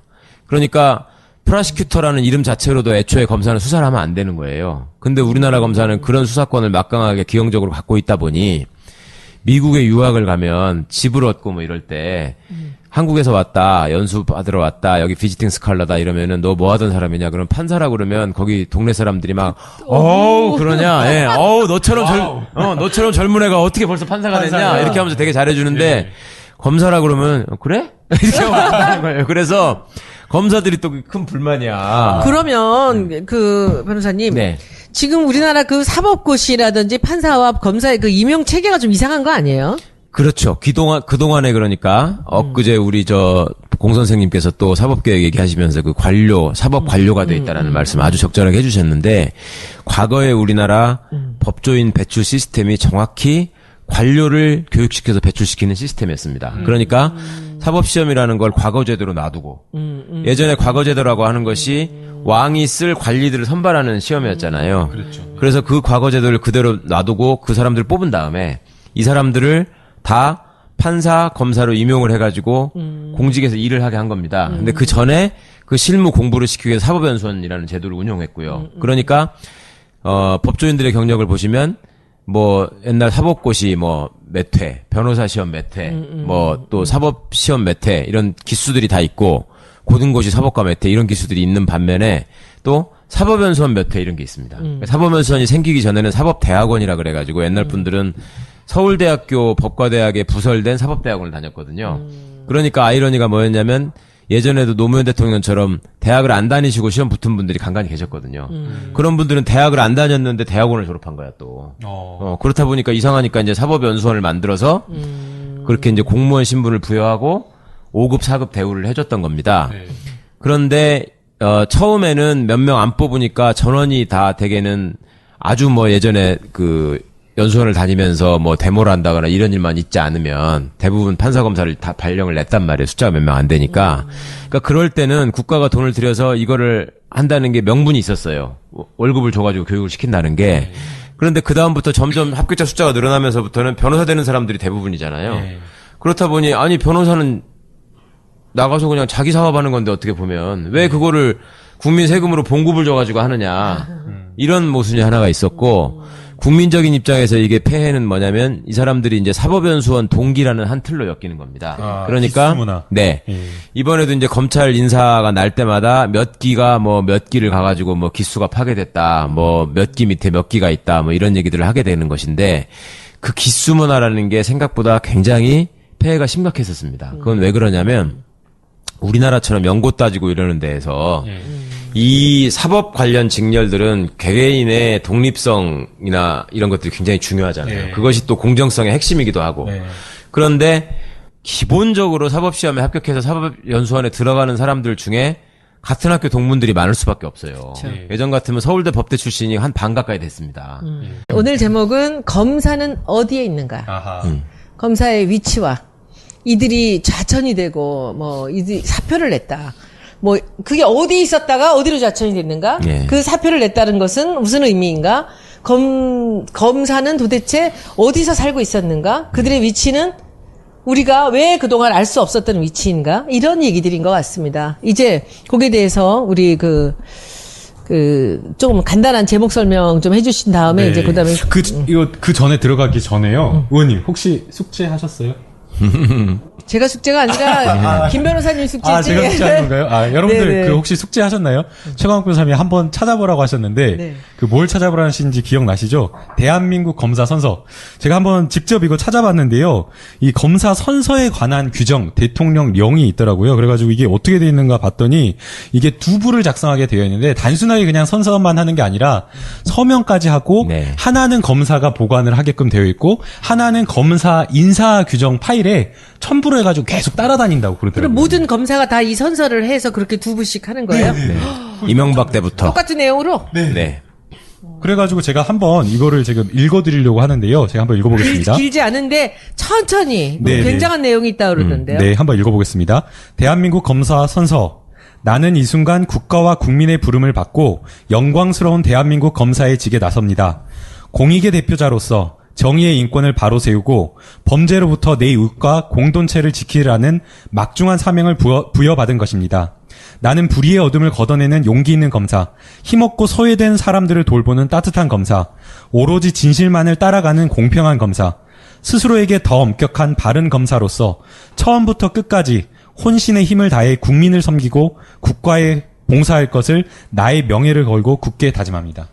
네, 이게 검사 선서입니다.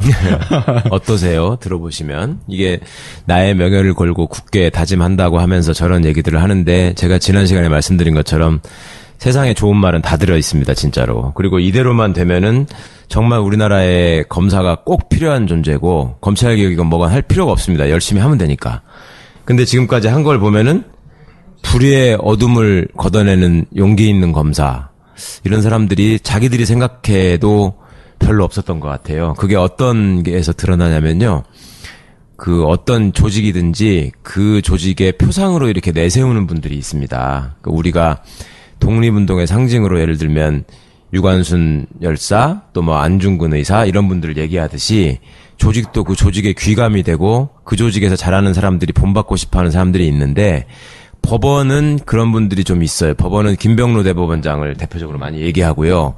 그다음에 사도법관 김홍섭이라는 분이 있습니다. 사형수를 위해서 늘 기도하고 그분들을 지원하는 활동을 했던 그런 분이 계시고 그 법조 삼성이라고 해가지고 또 그 전라도에 가면은 전북 출신으로 법조계에서 그 아주 그 훌륭한 일을 하신 분들이 세 분이 있다 해가지고 그 중에 한 분이 최대교라는 분이 있는데 이분이 검사 출신입니다.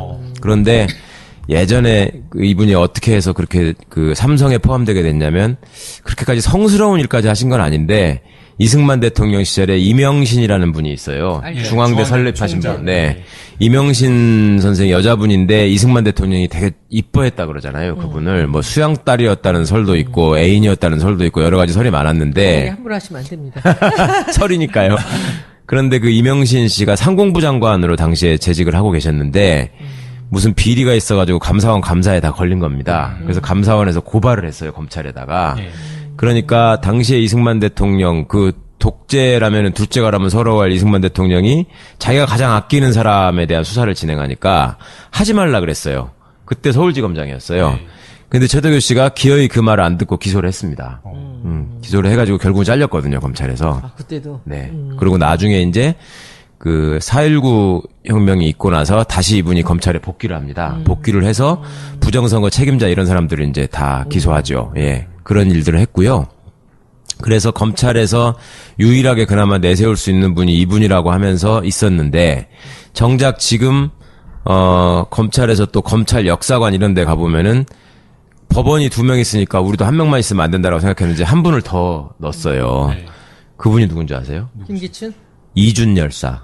아, 진짜? 헤이그 망국. 아, 그분이 검사셨어요? 그러니까 황당하시지 않아요? 네.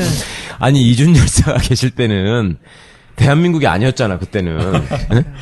대한제국 검사였다는 거예요. 검찰의 주장에 의하면. 이것도 한번 찾아보십시오. 근데 이제 이준 열사가 검사로 잠깐 있었는데 그때 고종 황제가 총애하는 무슨 그 왕족인가 뭐 권신인가 누가 있었는데 그 사람을 처벌하지 말라 그랬는데 또 끝까지 가서 처벌을 했대요. 그래서 또 잘렸대요. 이준 열사도. 역사는 반복되고. 네.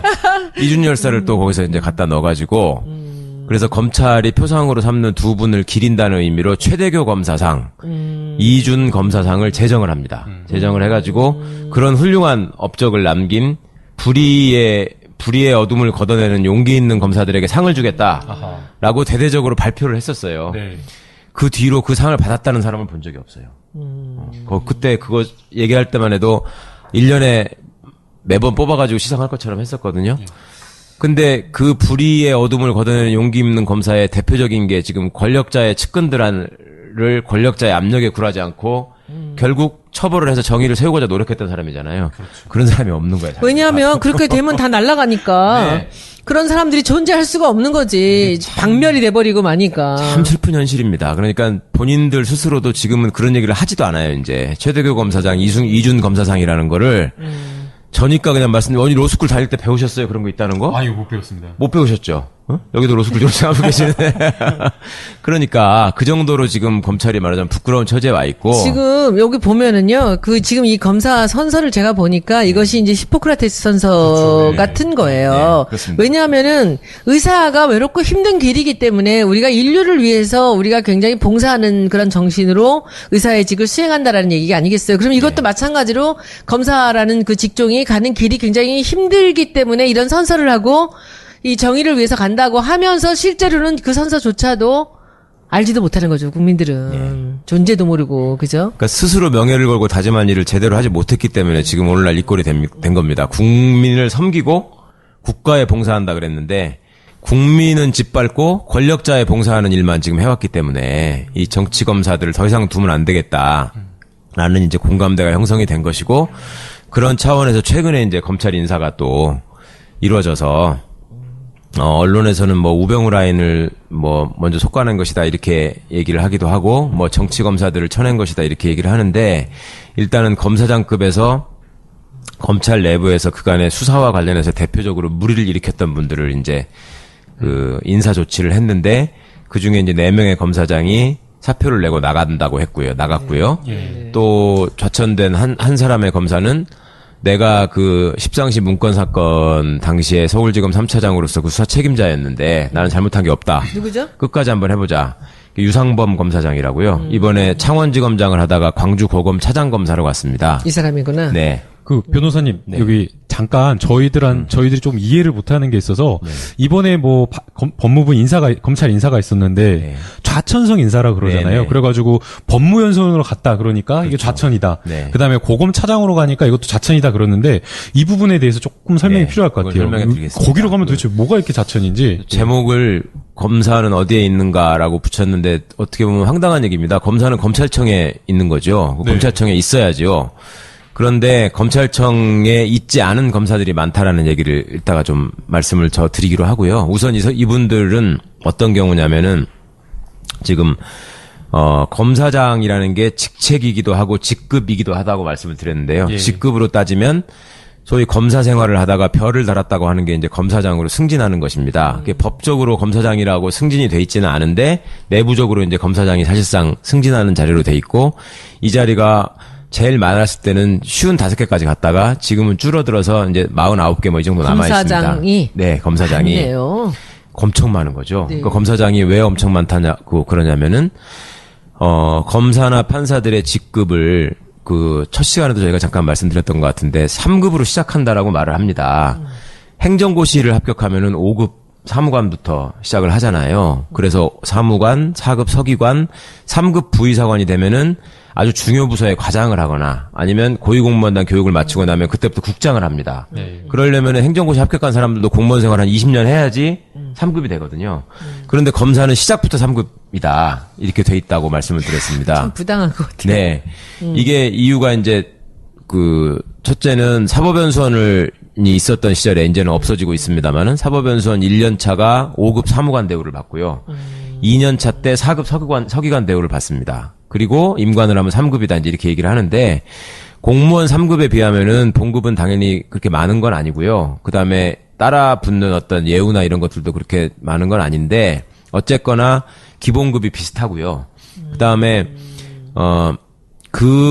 평검사가 3급이라고 하다 보니 부장검사는 또 1급으로 치는 겁니다. 부장검사를 1급으로 하고 검사장이 되면 차관급이 되는데, 그 차관급이 된다라는 건 외견상 드러나는 거는 기사 딸린 관용차가 지급이 됩니다. 그래서 이제 그 관용차로 출퇴근을 하는 사람이 그건 되는 몇 것인데 명이에요? 그게 50몇 명이 됩니다. 차관급. 네.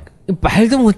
그러니까 아우, 세상에. 다른 부서에 정말 말이 안 안 나오네. 되죠. 네. 그러니까 문화재청 같은 데가 되게 중요한 청장이 차관급이에요. 딱 한 명 있단 말이에요. 예. 딱 한 명.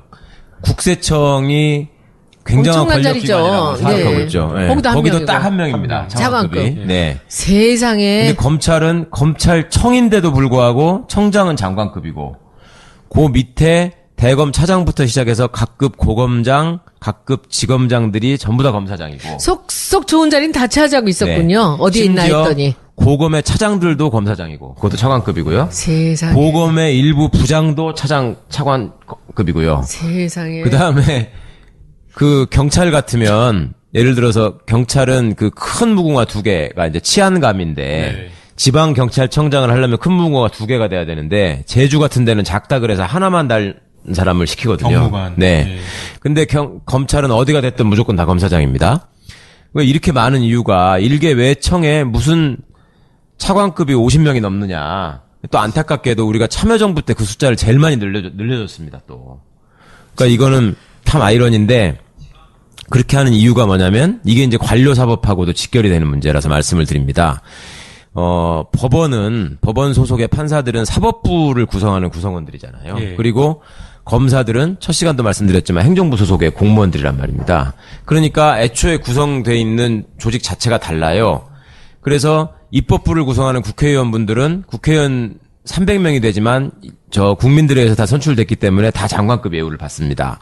그런데 행정부로 가면은 장관들이 있고 장관이라는 이름이 붙어 있지 않지만 장관급 예우를 받는 분들이 또 많이 있습니다. 그 장관급들이 이제 각 무슨 공정거래위원회 위원장 같은 분들도 있고 그다음에 뭐 어디 감사원 사무총장 같은 분, 감사위원 같은 분들도 있고 뭐 그런 자리들이 있는데 지금 검찰청은 법무부 장관 밑에 있는 외청임에도 불구하고 그 외청 안에 있는 사람들이 다 차관급이다. 50명이 넘는다. 이것을 어떤 논리로 관철을 시켰냐면 우리가 똑같이 고시에 합격해서 사법연수원을 다니고 검사 판사로 임관을 합니다. 네. 그런데 판사로 가는 사람들은 거기서 이제 거기도 소위 기사가 지급되는 관용차가 나오는 직급 이 고등법원 부장판사부터거든요. 그 고등법원 부장판사가 그 100명이 넘는다. 뭐 다 사법부는 당연히 사법부니까 입법부, 행정부, 사법부, 사법부니까 그만큼의 숫자가 있을 수 있는 거예요. 어떻게 보면 차관급에 그런 정부의 차관급이 얼마나 많은데 그러니까 사법부에 그 정도가 있을 수 있는 것인데 행정은 그 많은 행정부 중에 검찰 일개 하나가 검찰이 검찰 하나가 맞춰달라고 하는 거예요. 맞춰달라. 그치. 우리 사법부랑 맞춰달라. 그걸 또 그대로 또 받아들였어요. 그게 얼마나 부당한 일이냐면 세상에. 지금 일반 부처에서 그 일이 많아가지고 차관이 하나 더 필요한 부처들이 많이 있습니다. 그리고 국장급 하나를 늘리려면은요 못해. 행안부를 찾아가가지고 진짜 온갖 저기를 다 어려워요. 그 네. 불가능하거든. 진짜 불가능한 일이거든요. 네. 그리고 전체에서 뭘 하나 줄이지 않으면 또 안 생기게 돼 있어요. 그런 것인데 검사는 그러면 차관급을 어떻게 그렇게 수십 개를 확보하고 늘렸느냐?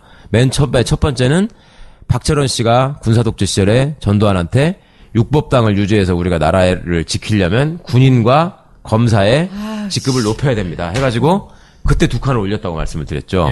그래서 군인들이 택도 없이 지금 중령이 일반적으로 공무원들 일하는 걸로 치면은 중령을 사무관급으로 쳐야 되는데 대위가 사무급. 대위가 사무관급이죠. 그래서 제가 군대에 갔는데 훈련소에서 대위가 중대장인데 이건 사무관이 표창하는 거다라고 하면서 주시더라고요. 그렇다니까. 나이가 28 이러시더라고요.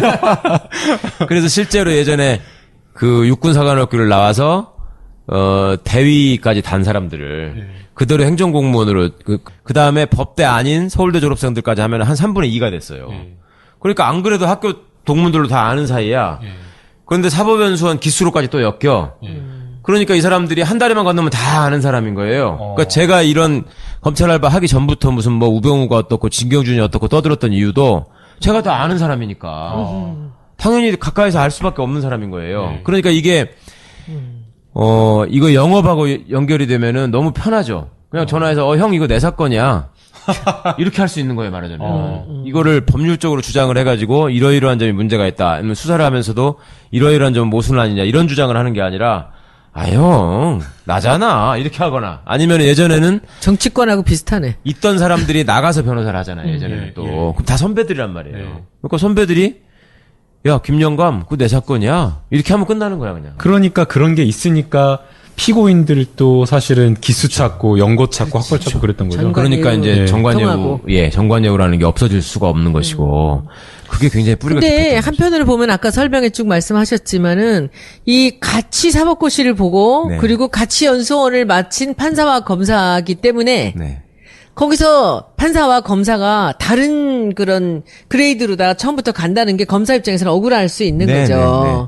그러니까 같이 했으니까 같이 가자라고 해서 이 입법과 이 사법이 아니 행정과 사법이 같이 간 거죠 지금 사법부가. 아니 그게 이게 아이러니하게 판사가 먼저 높아져 있는 걸 검사한테 맞춘 게 아니라 네. 아까 말씀드린 것처럼 검찰이 군대하고 같이 이거를 높여줘야 되니까 해놓을까. 검사를 높여놓고 판사를 맞췄다니까요. 그러니까요. 그러니까 그렇게 안 하고 그냥 5급이라고 하면 되는 거예요. 그냥 고시 합격한 사람들 다 똑같이 그런데 5급이다. 그 변호사님 우리가 네. 지금 그 노무현 대통령 시절부터도 이 검찰 개혁에 대한 얘기가 많았잖아요. 네. 그리고 지금도 이제 조국 수석이 들어가서 검찰 개혁을 한다라고 하지만 이렇게 뼛속같이 이렇게 근본적인 문제가 개혁이 되겠습니까? 어떻게 보세요? 이제 그게 문제죠. 저는 그러니까 이거 되겠습니까, 네. 진짜? 한순간에 이게 없어질 문제가 그렇지요. 아니고 사실은 이런 시험 자체를 인식들을 바꿔야 되는 거 아니에요? 그래서 이제 사법시험 제도를 폐지하고 로스쿨을 만들고 참여정부 때 이제 사법개혁의 일환으로 그런 제도를 만든 겁니다. 그러니까 우리 국민 일반에서 쉽게 이제 어떻게 보면 감성적으로 호소되는 부분이 고시가 있어야지 미꾸라지가 용되는 거 아니냐. 그게 그런 소리고. 왜 노무현 대통령 같은 분이 나올 수 있는 통로를 막느냐. 로스쿨은 돈 많은 애들만 다니는 거 아니냐. 이런 주장들이 있고 상당 부분 호소력 있게 먹히고 있는데 사실은 그 제도의 근본을 따져보면 우리 사법이 가지고 있는 문제점들이 거기서 비롯됐다라는 점을 함께 포함해서 얘기를 해야지 공평한 것 같고요. 예. 그다음에 지금 현재의 고시 제도라고 사법시험 제도라고 하는 것이 저 때만 해도 그러지 않았는데 제가 한 10년 지나고 난 다음에 정말 놀랬던 것이 우리나라가 학원 다니고 과외 보내고 이런 시스템들이 정말 막강한 나라잖아요. 그렇죠. 예. 그렇다 보니까 정말 재밌는 일이 저희 때만 해도 고시 공부할 적에 예. 고시 학원에 가서 강의 듣는 사람이 이렇게 많지 않았어요. 네. 그런데 그 다음부터는 그게 거의 일반화가 되더니 그 다음에는 고시원에 종합반이 생겼어요. 종합반. 사법시험 대비 종합반이 생기더니 더 기가 막힌 건 사법연수원 성적이 이제 임관하는데 중요하니까 네. 사법연수원 들어가기 전에 사법연수원 예비반이 생겨가지고 또 있다. 그것도 있다며. 사법 시험을 합격하고 또 합격하고 또 학원을 다녀. 와. 사법연수원 다니기 전에. 예, 엄청난데요. 그래가지고 거기를 사법연수원 교재들을 갖다가 예. 사법연수생들이 와서 강의를 하는 거예요. 아. 그래갖고 공무원이 무슨 강의를 하면서 돈을 버냐 해가지고 또 징계 문제도 있고 했었는데 하여튼 사법연수원 대비 종합반까지 생겼었어요. 그러니까 돈 없는 사람은 공부를 그 사법시험 준비를 하고 싶어도 못하는 시스템이 이미 돼버렸고 지금 무슨 개천에서 용난다 말씀들을 하시는데 물론 그럴 수도 있겠죠. 근데 그게 예전에 노무현 대통령 같은 분들 되실 때 그 확률과 그때는 고시 공부할 때 봐야 될 책이 두꺼워야 300페이지였어요. 지금은 한 김 변호사님, 권이었어요? 예, 한 과목에 300페이지 정도를, 뭐 한 10권 정도를 공부하면 되는 거였는데, 지금은 보통 1000페이지 넘죠. 1800페이지입니다. 그러니까 2000페이지. 예, 지금 이제 아마 지금 오래 공부하신 분들은 한 2000페이지 넘어갔을 거라고. 교과서를 그러니까 저희 때만 해도 제일 두꺼운 교과서가 채권 강론이 한 650페이지 됐거든요. 그거 3번씩 봤다고. 근데 지금은 아예 교과서를 못 보더만 요약돼 있는 주간식 문제집 같은 걸 보고 뭐 이렇게 하는데 어쨌거나 그런 책의 값, 그다음에 고시 준비하는데 드는 돈, 막 이런 것들을 생각하면 지금 로스쿨은 또 상당 부분 장학금들을 많이 줘가지고 한 40%가 장학생이에요. 그리고 소외계층 전형, 농어촌 전형, 무슨 탈북자 전형 이런 것들이 많이 있어요. 그러니까 지금 로스쿨 제도가 굉장히